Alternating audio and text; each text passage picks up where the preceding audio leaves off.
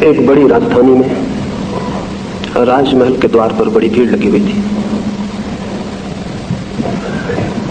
भीड़ सुबह से लगनी शुरू हुई थी और बढ़ती ही जा रही थी। जो भी आदमी आया था वो ठहर गया था और वापस नहीं लौटा था।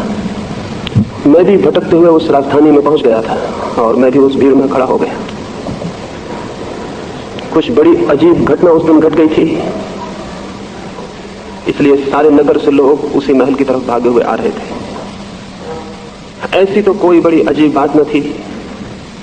सुबह ही एक भिखारी ने आके उस द्वार पर भिक्षा मांगी थी। रोज ही सुबह द्वार पर भिखारी भिक्षा मांगते हैं। अभी वैसी दुनिया तो नहीं आ पाई जब भिखारी नहीं होंगे, इसलिए कोई बहुत अजीब बात न थी। लेकिन भिखारी ने न केवल भिक्षा मांगी, अपना भिक्षा पात्र राजा के सामने फैलाया, बल्कि उसने एक शर्त भी रखी। भिखारी कोई शर्त रखे ये आश्चर्य की बात थी। देने वाला शर्त रखे ये तो ठीक है, लेकिन लेने वाला भी शर्त रखे ये जरूर आश्चर्य की बात थी। और शर्त भी बड़ी अनूठी थी।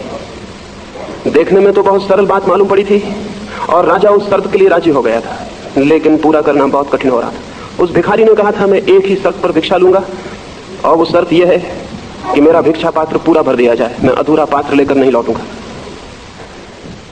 राजा के अहंकार को हंसी आ गई थी और राजा ने कहा था, तुम पागल हो, शायद तुम्हें पता नहीं तुम किसके द्वार पर भिक्षा मांग रहे हो। अगर तुम खुद अधूरा पात्र लेकर लौटना चाहते तो भी मैं तुम्हें अधूरा पात्र भरा हुआ लौटने न देता। शर्त रखने की कोई बात नहीं है। और उसने अपने वजीरों को कहा, अब अन्न से भरना इसका पात्र ठीक ना होगा, स्वर्ण मुद्राओं से भर दो। उस भिखारी ने फिर कहा, एक बार सोच लें, क्योंकि और राजा भी मुसीबत में पड़ चुके हैं। ये शर्त मैंने पहली बार नहीं रखी और द्वारों पर भी रखी है, और आज तक कोई भी द्वार मेरे पात्र को पूरा नहीं भर सका। राजा हंस पड़ा।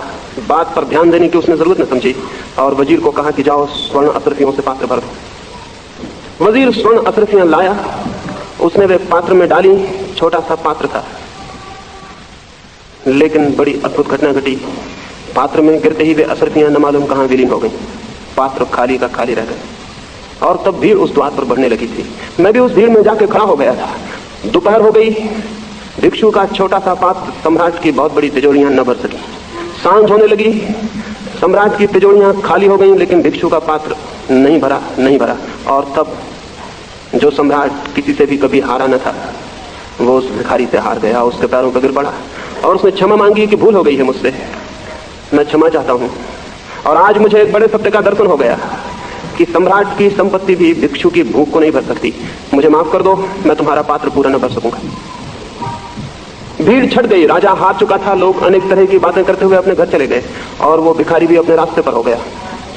लेकिन इतने आसानी से मैं उस भिखारी को न छोड़ सका और उसके पीछे हो गया। रात गांव के बाहर मैंने उसे पकड़ लिया और उससे पूछा, क्या रहस्य इस भिक्षा के पात्र का जो भर नहीं सका।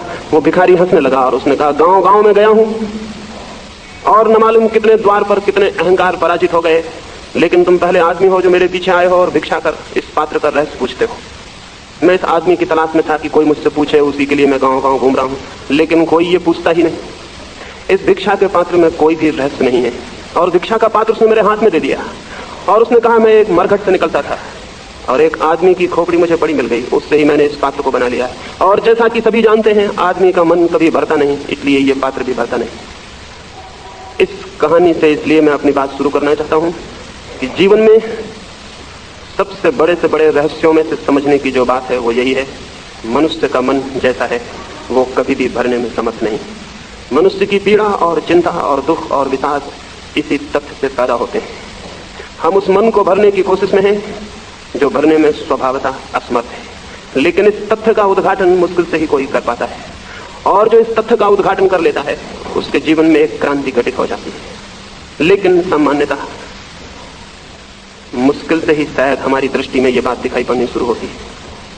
हम मन को भरने की कोशिश करते हैं अनेक दिशाओं में, धन से और यश से और पद से, महत्वाकांक्षाओं के न मालूम किन किन मार्गों पर चलकर हम उसे भरने की कोशिश करते हैं। और इस बात को भली भांति देखते हुए भी शायद हम अंधे बने रहते हैं कि आज तक कोई भी अपने मन को भर नहीं सका है। क्या किसी मनुष्य ने मनुष्य जाति के पूरे इतिहास में यह कहने का साहस दिखाया है कि मेरा मन भर गया, मेरा मन तृप्त हो गया? क्या किसी ने लंबे 10,000 वर्षों के ज्ञात इतिहास में यह बात कही है कि मैं मन की पूर्ति पर पहुंच गया? मन की आकांक्षाएं तृप्त हो गई? नहीं, एक भी मनुष्य ऐसा दिखाई नहीं पड़ता। और हर शेष मनुष्य की जीवन कथा मनुष्य के निरंतर खाली रह जाने की खबर देती है। सिकंदर की जिस दिन मृत्यु हुई और जिस नगर में उसकी अर्थी निकली, उस दिन एक बहुत अजीब बात लोगों ने देखी। शायद वैसा कभी भी नहीं हुआ था और शायद आगे भी कभी नहीं होगा। सिकंदर की अर्थी को देखने लाखों लोग रास्तों पर खड़े थे। कोई साधारण आदमी न मर गया था, महान सिकंदर की मृत्यु हो गई थी। लेकिन लोग देख के हैरान हुए, उसकी अर्थी बड़ी अजीब थी। अर्थी के बाहर सिकंदर के दोनों हाथ लटके हुए थे और हर कोई पूछने लगा कि हाथ अर्थी के बाहर क्यों लटके हुए। सारे नगर में एक ही बात उठ गई। सांझ होते होते पता चला सिकंदर ने मरने के पहले कहा था, मेरे हाथ अर्थी के बाहर लटके रहने देना ताकि हर आदमी देख ले मैं भी खाली हाथ जा रहा हूं। मेरे हाथ भी भरे हुए नहीं, मेरी दौड़, मेरी विजय यात्राएं सब असफल हो गई, हाथ मेरे खाली। किसके हाथ भरे हुए कब गए? ये बात दूसरी है कि हम हाथों को अर्थियों के भीतर छिपा देते हैं ताकि कोई देख न ले कि ये हाथ खाली जा रहे हैं। लेकिन अर्थियों के भीतर छिपाएं या न छिपाएं, हर आदमी की जीवन कथा निरंतर खाली बने रहने की कथा है। ये मन का पात्र भरता नहीं है। ऐसा नहीं है कि धन से नहीं भरता, ऐसा नहीं है कि यश से नहीं भरता, धर्म से भी नहीं भरता, त्याग से भी नहीं भरता। भरना उसका स्वभाव नहीं है। मोक्ष से भी नहीं भरता, परमात्मा से भी नहीं भरता। भरना उसका स्वभाव नहीं है। कुछ लोग धन से भरने से ऊब जाते हैं, लेकिन भरने से नहीं ऊब पाते। धन से भरने से ऊब जाते हैं तो सोचते हैं धर्म से भर ले। यश और कीर्ति से ऊब जाते हैं और पाते हैं कि उससे मन नहीं भरता, तो सोचते हैं त्याग और तपश्चर्या से भर ले। लेकिन मन अगर भरने में समर्थ होता तो धन से भी भर जाता और धर्म से भी भर जाता। मन भरने में ही असमर्थ है। मन स्वभावतः भरने में असमर्थ है। कोई बात है जिसकी वजह से मन नहीं भर सकता है, किसी भी चीज से नहीं। और जब तक इस तथ्य को कोई साक्षात नहीं करता है, इस समग्र सत्य को कि मन को भरना ही असंभव है, तब तक किसी मनुष्य के जीवन में कोई क्रांति फलित नहीं हो सकती। तब तक कोई मनुष्य आनंद को उपलब्ध नहीं हो सकता। तब तक कोई मनुष्य धार्मिक नहीं हो सकता। धार्मिक मनुष्य की शुरुआत इस बात से नहीं होती कि धन से छोड़ के हम त्याग से मन को भरने लगे। धन और त्याग दोनों की भाषा एक ही है। धन की भाषा है और धन मिले तो शायद मन भर जाए, उतना मिल जाता है तो पता चलता है मन नहीं भरा। और धन मिले तो शायद मन भर जाए, उतना भी मिल जाता है तो मन नहीं भरता। त्याग की भाषा भी और की ही भाषा है। इतना छोड़ देते हैं तो मन नहीं भरता, और छोड़ दें तो शायद मन भर जाए, और छोड़ देते हैं फिर पता चलता है, और छोड़ दें तो शायद मन भर जाए।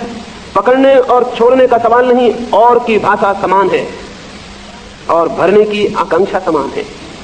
अगर मन स्वभावतः भरने में असमर्थ है तो शायद किसी रास्ते से उसे नहीं भरा जा सकेगा। और इसलिए मन के साथ मन के भराव के लिए की गई सारी बातें व्यर्थ हो जाती हैं, सारे निदान और सारी चिकित्सा व्यर्थ हो जाती है। और मनुष्य की जो गहरी चिंता है, जो तनाव है, जो दुख, उसके ऊपर मनुष्य नहीं उठ पाता है। अब तक हमने जो भी उपाय खोजे हैं वो असमर्थ हो गए, असफल हो गए। शायद हमने मूल बात नहीं पूछी और इसलिए सारी गड़बड़ हो गई। मैंने सुना है न्यूयॉर्क के एक छोटे से स्कूल में, जहां न्यूयॉर्क के धनपतियों के बच्चे पढ़ते थे, एक छोटे से बच्चे में कुछ अजीब से लक्षण दिखाई पड़ने शुरू हुए। चिंता की बात थी, लक्षण ऐसे थे कि चिंतित हो जाना जरूरी था। उस बच्चे ने इधर कोई 15-20 दिनों से हर चीज काले रंग में रंगना शुरू कर दी थी। वो चित्र बनाता तो काले ही रंग में बनाता, सूरज बनाता तो काले रंग का, गुलाब का फूल बनाता तो काले रंग का, समुद्र बनाता तो काले रंग का, आदमी बनाता तो काले रंग का। उसकी अध्यापिका चिंतित हो गई। काले रंग का इतना मोह भीतर चित्त में किसी गहरी उदासी और दुख की खबर देता था। स्कूल के मनोवैज्ञानिक को खबर की गई, उस बच्चे में ये काले के प्रति इतना मोह, अंधेरे के प्रति इतना आकर्षण शुभ नहीं था, जीवन का सूचक नहीं था, मृत्यु की खबर देता था। चिंता जरूरी थी, उसका इलाज होना जरूरी था। उसके भीतर कोई बात घटित हो रही थी जो बाहर काले रंगों में प्रकट होने लगी थी। एक आदमी हंसता है तो भीतर की कोई खबर लाता है, एक आदमी रोता है तो भीतर की कोई खबर लाता है, एक व्यक्ति काले रंगों के प्रति आकर्षित हो जाए तो भीतर की खबर देता है। उस बच्चे के जीवन में कुछ हो रहा था जिसकी खोजबीन जरूरी थी। मनोवैज्ञानिक ने 15 दिन तक खोजबीन की। उस बच्चे के घर में जाके, उस बच्चे के पड़ोस में, उस बच्चे के संबंध में सारी जानकारी इकट्ठी की और 15 दिन बाद एक बड़ी रिपोर्ट पेश की, जिसमें बहुत से कारण बताए गए थे। बच्चे की घर की जिंदगी शायद सुखद नहीं थी, बच्चे के माँ बाप के बीच शायद अच्छे संबंध नहीं थे, झगड़ा था, विरोध था, घर का वातावरण उदास था, प्रसन्न नहीं था, आसपास भी अच्छे लोग नहीं थे पड़ोस में। इन सब का शायद परिणाम बच्चे पे पड़ना शुरू हुआ था। बच्चे की माँ जब बच्चा गर्भ में था तब बीमार रही थी, शायद उसके परिणाम हुए थे।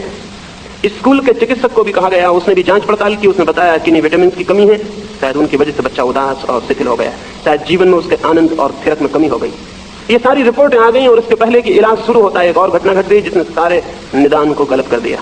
स्कूल के चपरासी ने बच्चे को निकलते वक्त स्कूल से एक दिन उसके कान में पूछा कि मेरे बेटे मुझे तो बताओ, तुम काले रंग से ही चित्र क्यों बनाते हो? उस बच्चे ने कहा सच बात यह है कि मेरी डिब्बी के और सब रंग खो गए हैं, केवल काला रंग ही बचा है। और कोई बात नहीं है, उसे दूसरे रंग दे दिए गए और उसने दूसरे दिन से ही काले रंग में चित्रों का बनाना बंद कर दिया।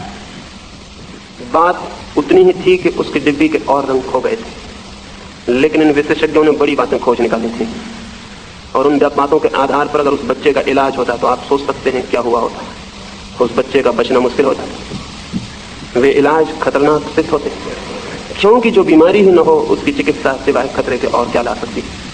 मनुष्य के साथ भी बहुत तरह के इलाज किए गए और मनुष्य के साथ सब इलाज खतरनाक सिद्ध हुए हैं, क्योंकि शायद हमने उसके भीतर गहरे में जाके ये पूछा ही नहीं असल बात क्या है। आदमी के भीतर हमने ठीक ठीक समस्या को पकड़ने की कोशिश नहीं की है और इलाज शुरू हो गए। 5-6 हजार वर्षों से मनुष्य के सब भांति के इलाज हो रहे हैं, सब तरह के विशेषज्ञ उसकी चिकित्सा कर रहे हैं और सच्चाई यह है कि मनुष्य ज्यादा से ज्यादा बीमार होता जा रहा है, स्वस्थ नहीं हो रहा। सारे धर्मों के इलाज, सारे विशेषज्ञों, सारे पुरोहितों, सारे गुरुओं की चिकित्साएं आदमी को और मरणासन्न किए दे रही हैं और अगर ये इलाज जारी रहे तो शायद आदमी के बचने की बहुत दिन संभावना नहीं। चिकित्सक बहुत हैं और गरीब आदमी उनके बीच फंस गए हैं और शायद हम ये पूछना ही भूल गए हैं एक सीधा सा सवाल कि यह आदमी की सारी बीमारी, आदमी की चिंता और दुख, उसकी बेचैनी, उसकी अशांति कहीं मन के स्वभाव के साथ ही तो संबंधित नहीं है। एक मुसलमान फकीर था, एक सुबह एक व्यक्ति ने उससे जाके कहा, मैं ईश्वर को खोजना चाहता हूं, मोक्ष पाना चाहता हूं, कोई रास्ता है? मन मेरा अशांत है, उसे शांत करना चाहता हूं, कोई मार्ग है? उस फकीर ने कहा, अभी तो मैं कुएं पर पानी भरने जा रहा हूं, मेरे साथ आओ। अगर कुएं से वापस लौटते वक्त भी मेरे साथ बने रहे तो शायद मैं कोई रास्ता सुझाऊं। बाद में हैरान हुआ कि कुएं से वापस लौटते वक्त ऐसी क्या कठिनाई होने वाली है कि मैं साथ न रहूंगा। वो फकीर के पीछे कुएं की तरफ गया। फकीर अपने घर से एक बाल्टी और एक बड़ा ड्रम लेकर निकला। उस आदमी ने देखा तभी उसे शक हुआ। ड्रम बड़ा अजीब था, उसमें कोई पेंदी न थी, उसमें कोई तलहटी न थी, वो दोनों तरफ से बोला, क्या फकीर इसमें पानी भरने जा रहा? लेकिन बीच में कुछ बोलना ठीक न था। वो कुएं तक गया, फकीर ने वो ड्रम कुएं के पाट पर रखा जिसमें दोनों तरफ बोला था, कोई तलहटी न थी, कोई बॉटम न थी। बाल्टी कुएं में डाली, पानी खींचा और बाल्टी खींच के उस खाली ड्रम में डाली, पानी नीचे से बह गया, ड्रम खाली का खाली रह गया। उसने दोबारा बाल्टी डाली। वो आदमी बहुत साहस करके बहुत धीरज रख के खड़ा रहा। सोचा कि मेरा बोलना बीच में ठीक नहीं है, क्या इस आदमी को खुद ये बात दिखाई नहीं पड़ रही होगी कि पानी जिसमें डाला गया है उसमें भर नहीं सकेगा।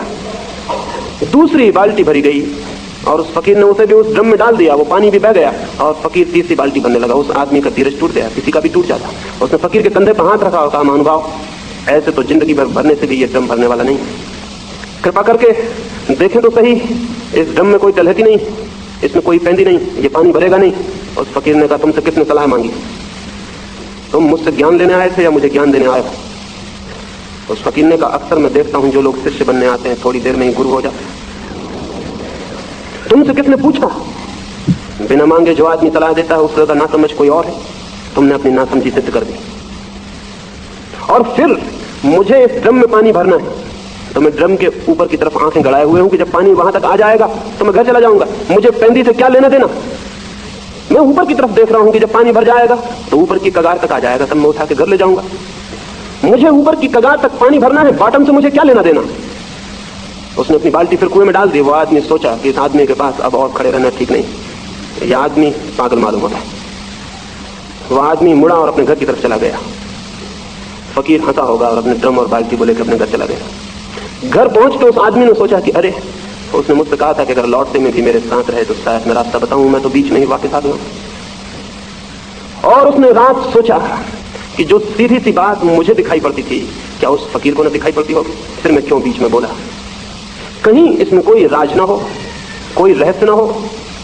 सुबह वो वापस लौटा, फकीर के पास गया और कहा, मैं क्षमा मांगता हूं, मैं ये पूछने आया हूं, आप मुझे क्या सिखाना चाहते थे? वो फकीर बोला, तुम आदमी थोड़े समझदार हो, ये मेरी पुरानी तरकीब है ना समझ लोगों से छुटकारा पाने की। जो भी मुझसे पूछने आता है पहले मैं उसे कुएं पर ही ले जाता हूं, यही ड्रम और यही बाल्टी। अक्सर तो लोग भाग जाते हैं फिर कभी नहीं लौटते, तुम वापस आ गए हो। तो मैं तुमसे ये निवेदन करना चाहता हूं कि जिस मन को तुम भरना चाहते हो आनंद से, परमात्मा से, कभी तुमने गौर किया उसमें कोई बॉटम है, कोई तलहटी है? कभी भीतर खोजबीन की कहीं इस ड्रम की तरह ही वो पोला ना हो और तुम भरते चले जाओ और वो खाली का खाली बना रहे?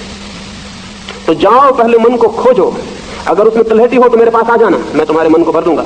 और अगर तलहटी ना हो और अगर ये सत्य का तुम्हें दर्शन हो जाए कि ये मन भरा ही नहीं जा सकता, तो मैं तुम्हें विश्वास दिलाता हूं उसी क्षण तुम्हारी भरने की दौड़ समाप्त हो जाएगी। और जिस क्षण तुम्हारी ये दौड़ समाप्त हो जाएगी तुम पाओगे कि तुम सदा से ही भरे हुए हो। जिस क्षण इस मन से तुम्हारा ये आग्रह छूट जाएगा कि मैं इसे भरूं, उसी क्षण तुम पाओगे कि मन के पीछे कोई मौजूद है जो निरंतर भरा हुआ है।